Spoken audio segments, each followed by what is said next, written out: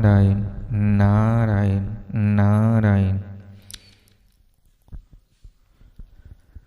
अपनी मनचाही का त्याग, कल्याण का सुगम उपाय। पूज्य स्वामी राम सुखदास जी महाराज कहते हैं, दूसरों की मन की बात पूरी करने की कोशिश करें। दूसरा हमसे क्या चाहता है, जहाँ तक हो सके उसके मन की बात पूरी करने की चेष्टा करें। उसके मन की बात दो तरह की हो सकती है, एक तो शुद्ध और एक अशुद्ध। बात पूरी करने की जरूरत नहीं है, क्योंकि उसमें उसका हित नहीं है। अगर उसकी चाहना शुद्ध है, उसकी रुचि बढ़िया है, तो उसको पूरा करना हमारा कर्तव्य होता है। दूसरी एक बात यह और है कि उसकी इच्छा तो शुद्ध है, पर उसको पूरा करना हमारी सामर्थ्य से बाहर की बात है। उसको हम पूरा नहीं कर सकते, अतः उसके लिए माफ़ी मांग लें कि मैं आपका यह काम कर नहीं सकता, मेरी सामर्थ्य नहीं है। धन की, बल की, विद्या की, योग्यता की, अधिकार की सामर्थ्य नहीं है मेरे में। अगर सामर्थ्य हो तो जहाँ तक बने उसके मन की बात पूरी कर दे। गीता जी में कामना के त्याग की बात आई है। जैसे हमें ऐसा धन मिले, हमारा ऐसा हुक्म चले, हमारी बात रहे, यह जो भीतर का भाव है, यही कामना है। आप विशेष ध्यान दें। इसलिए एक बात याद आ गई। मैंने पढ़ाई की, व्याख्यान सुने, पुस्तक पढ़ी, खूब विचार किया और व्याख्यान भी खूब देने लग गया। उस समय मैंने सोचा कि कामना क्या है, तो यह बात समझ में आई कि रुपये पैसे की इच्छा, सुख भोगने की इच्छा, मान बढ़ाई की इच्छा आदि, ये सब कामनाएं हैं। फिर मैंने इन कामनाओं के त्याग की बात सोची और उनके त्याग की कुछ श्रेणियां बनाई। परंतु कई वर्षों के बाद जो बात मेरी समझ में आई, वह बात कहता हूँ आपको। यह इस वास्ते कहता हूँ कि आप ध्यान दो तो आज ही वह बात आपकी समझ में आ जाए। कई वर्षों से जो चीज़ मिली है, वह पहले ही बता दूँ तो उतना समय आपका बच जाएगा। वह बात यह है कि मेरे मन की बात पूरी हो जाए, यही कामना है। मेरे मन की हो जाए, इसको आदमी जब तक नहीं छोड़ेगा तब तक उसको शांति नहीं मिलेगी। वह जलता रहेगा, दुखी रहेगा, पराधीन रहेगा। बड़े भारी दुख की बात है कि आज उल्टी बात हो रही है। मेरे मन की बात हो जाए तो मैं स्वतंत्र हो गया, ऐसा वहम पड़ा हुआ है। कोई हमारे मन की बात पूरी करेगा तो हमें उसके अधीन होना ही पड़ेगा। हमारे मन की बात कोई दूसरा पूरी कर दे, इसमें बड़ा आराम दिखता है, पर है महान संकट। स्वतंत्रता दिखती है, पर है महान पराधीनता। यह विशेष ख्याल करने की बात है। आपको इस वास्ते कही है कि व्याख्यान देते हुए वर्षों तक यह मेरी समझ में नहीं आई। आप घर में यह चाहते हो कि स्त्री पुत्र मेरे मन के अनुकूल चले, भाई बंधु भी मेरे कहने में चले, माता पिता भी मेरे रुचि के अनुसार चले। यह तो बात है न, यह आपके लिए महान घातक है। यह परमात्मा की प्राप्ति तो नहीं होने देगी और नरकों में जाओगे, इसमें संदेह नहीं दिखता। इतनी हानिकारक बात है यह। जब जेल में व्याख्यान देने का काम पड़ा तो कैदियों को मैंने कहा कि आपने जो काम किए हैं वे स्वतंत्रता से अपनी रुचि से किए हैं, पर जेल पराधीनता से बिना रुचि के भोगते हैं।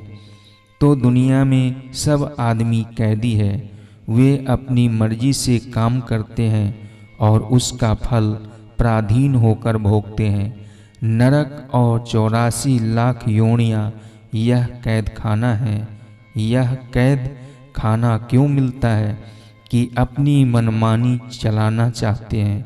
मनमानी होगी कि नहीं होगी इसमें तो संदेह है, पर कैद होगी, दुख भोगना पड़ेगा, इसमें संदेह नहीं है। इसलिए अगर आप कर सके तो कुटुंबियों के मन की बात करें, उसकी बात न्याय युक्त हो, शास्त्र व्यवहार आदि की दृष्टि से अनुचित न हो और हमारी सामर्थ्य के अनुसार हो तो उसे पूरी कर दो। इससे बहुत विशेष लाभ होगा, कल्याण हो जाएगा, उद्धार हो जाएगा। परंतु उनके अन्याय की बात पूरी नहीं करनी है, क्योंकि ऐसा करने में उनका नुकसान है, फायदा नहीं है, उसका हित भी साथ में चाहिए। एक सुनी हुई बात है, सच्ची झूठी राम जी जाने, सुनी हुई जरूर है। एक संत थे, चुपचाप रहते और उनसे कोई काम कराता तो वह कर देते।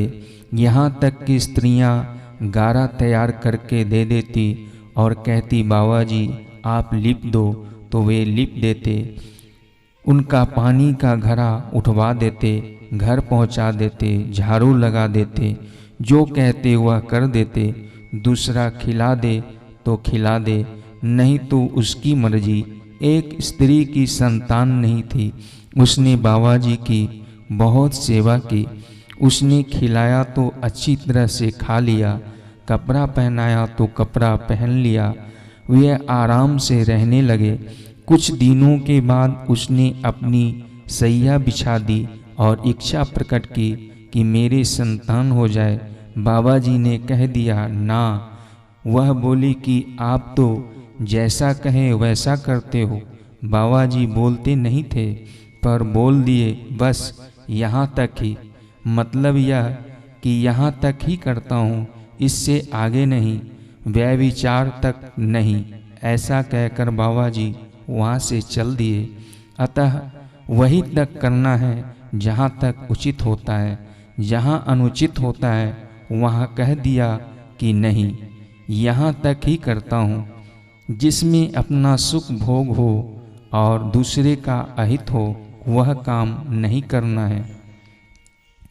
गीता जी कहती है सर्वसंकल्प सन्यासी योगारूढ़स्तदोच्यते। गीता जी 6 अध्याय 4 श्लोक। अर्थात अपने संपूर्ण संकल्पों का त्याग करने वाला योगी होता है, परंतु अपने संकल्पों का त्याग न करने वाला ज्ञान योगी, भक्ति योगी, कर्म योगी, हठ योगी, तप योगी, राजयोगी आदि कोई सा भी योगी नहीं होता। अगर दूसरों के संकल्पों को पूरा करना सीख जाए तो अपने संकल्पों का त्याग सुगमता से हो जाएगा। मेरे मन में तो यही आई कि सुनने वाले की मन की बात कहनी चाहिए, जिससे उनका भी कल्याण हो, मेरा भी कल्याण हो और कोई तीसरा आदमी सुने उसका भी कल्याण हो। अतः सबके साथ अपना दिन भर का, रात्रि भर का व्यवहार ऐसा ही हो। इससे आप सिद्ध हो जाओगे, योग रूढ़ हो जाओगे। यह बात कठिन भी नहीं है। पहले अपनी बात रखने की आदत के कारण यह कुछ समय कठिन मालूम देती है, फिर सुगम हो जाती है। अपने अभिमान के कारण कठिन दिखती है, वास्तव में कठिन नहीं है। इसे सब कर सकते हैं। गृहस्थ, साधु, भाई बहन, हिंदू, मुसलमान, ईसाई, पारसी आदि कोई क्यों ना हो। हमारा मन चाहा होता है तो अभिमान आता है और मन चाहा नहीं होता है तो क्रोध आता है। अभिमान और क्रोध दोनों ही आसुरी संपत्ति है। अतः अपना संकल्प रखने वाला आसुरी संपत्ति से बच नहीं सकता। आसुरी संपत्ति बांधने वाली, जन्म मरण को देने वाली है।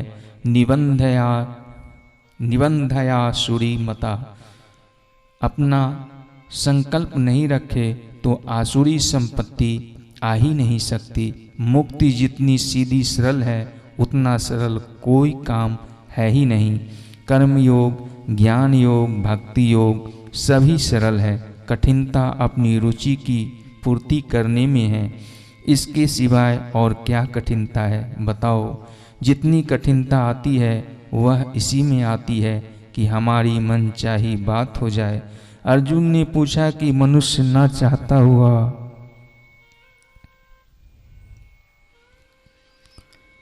पाप क्यों करता है? तो भगवान उत्तर दिया, काम ऐश, अर्थात कामना क्या, मेरी मनचाही हो जाए, यही मूल में कामना है। मेरे को व्याख्यान देते हुए भी वर्षों के बाद यह बात मिली तो बड़ी प्रसन्नता हुई कि जड़ तो आज मिली है। मन की बात पूरी होने में स्वतंत्रता मानते हैं, पर है महान स्वतंत्रता, क्योंकि यह दूसरे के अधीन है। दूसरा हमारी बात पूरी करे, यह हमारे अधीन है क्या? मुफ्त में कोरी पराधीनता को लेना है, और पराधीन सपने सुख नहीं। सोता का प्रश्न। सोता, महाराज जी, अपनी बात सत्य प्रतीत हो, न्याय के अनुकूल प्रतीत हो तो उस पर अडिग रहे या न रहे? स्वामी जी कहते हैं, अगर वह दूसरों के अधीन है तो उसमें अडिग मत रहो। हमारी बात सत्य है, न्याय युक्त है, कल्याणकारी है, वर्तमान में और परिणाम में हित करने वाली है, तो उस बात का हम अनुष्ठान करें। परंतु दूसरा भी वैसा ही करे, यह बिल्कुल गलत है, इसमें हमारा अधिकार नहीं है। श्रोता का प्रश्न। श्रोता, पर परिवार में सब एक दूसरों से जुड़े रहते हैं, हमारी बात दूसरा नहीं मानेगा तो उसका बुरा असर सब पर पड़ेगा। स्वामी जी कहते हैं, वे न करे तो उनको दुख पाना पड़ेगा, परंतु उसमें हमारे को दोष नहीं लगेगा। हम अपनी ठीक बात कह दें, वे मान ले तो खुशी की बात, न माने तो बहुत खुशी की बात। ये दो बातें याद कर लो। न्याय युक्त हित की कल्याण की बात है, और उसको स्त्री, पुत्र, पोता, भतीजा आदि मान ले तो अच्छी बात है, न माने तो बहुत अच्छी बात। बहुत अच्छी बात कैसे हुई कि हम फंसेंगे नहीं। अगर वे हमारी बात मानते रहेंगे तो हम फंस जाएंगे।